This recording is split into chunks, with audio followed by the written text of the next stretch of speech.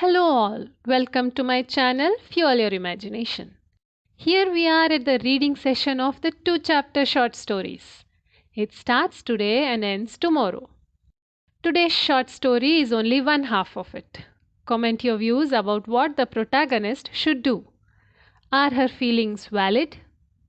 Is letting go a solution? I had written this story for the prompt that it should start with a message. Let's begin then. Letting go, an enlightening text message. Good morning, read the message from Mrigesh. Kirti was not interested in any messages from him. They had fought last night, and Kirti had stopped messaging him or checking WhatsApp. She was upset by the way Mrigesh reacted to her. Maybe she was overreacting, but she deserved better than just good morning and good night messages. A simple apology would have done the job. But Mrigesh was egoistic and was never known to apologize for his mistake. Kirti was the kind of a person who didn't hold a grudge and could not keep herself from talking to Mrigesh about her day. She was out on a client meeting held in a different city and was missing Mrigesh badly. When she finally found time to catch up with him late at night, he said he was busy chatting with someone else. It angered her greatly. Here she was, waiting to talk to him all day, missed him all day, and he was talking to someone else. Maybe he never missed her, she thought. He wasn't eager to talk to her like she was. It was clear that he was chatting with someone else. Because even after sending the message and waiting for a good 5 minutes, he hadn't checked her message.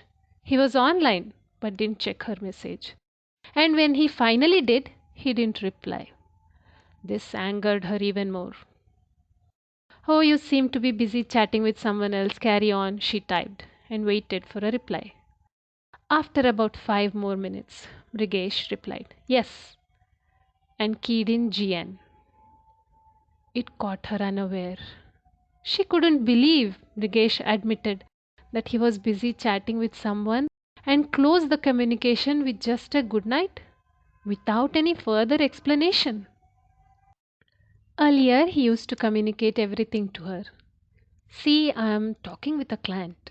A sudden meeting has come up. In the meeting, sorry dear, will message you later, used to be his usual reply whenever he was busy. Today, when she was looking forward to video call him and talk for some time, he cut her off with a good night and didn't even bother to explain the reason he wasn't available. Kirti remembered she had to prepare the slides for the day. So she kept her phone in silent mode and went about her work. Many times thoughts of Mrigesh crossed her mind. She would steer herself away from them. If he isn't bothered about talking to me, I won't either.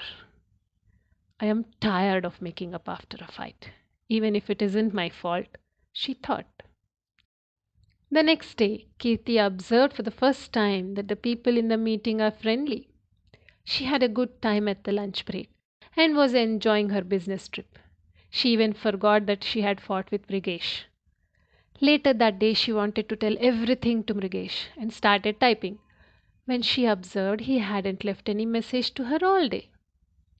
It was nothing new, but disappointed Kirti greatly. She decided that she wouldn't message first, even if it would mean she had to wait for ages. The next day, a good morning from Mrigesh didn't cheer her up. Come on, you will have to try harder than this to win me back, she thought.